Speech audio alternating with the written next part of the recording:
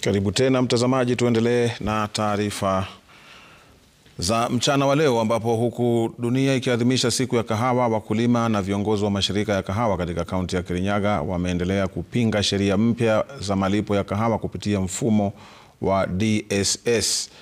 Wenye viti 15 wa mashirika ya kahawa wakilalamika kwamba hawakuhusishwa kwenye maamuzi ya kutoa maoni kuhusu masuala ya kilimo cha kahawa.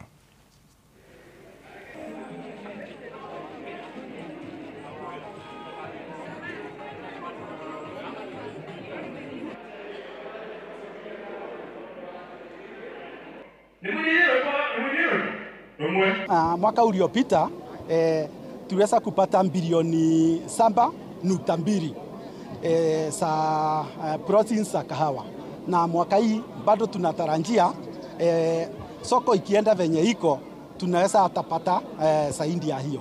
Mambo ya kulipwa pesa ya kahawa na simu, hiyo wakulima wamekataa, na pia viongozi wetu wa union wanashirikiana kwamba hatutaki kulipwa na simu.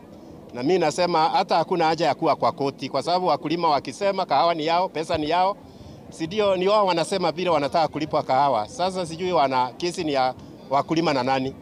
Let every player in this particular value chain, way from the farmer to the to the factories, to the marketers, to the processors, to the policy makers, let's speak one voice. Let's address the matters that are affecting that common farmer or that peasant farmer in the last miles of this particular county. Wakazi wanakijiji wa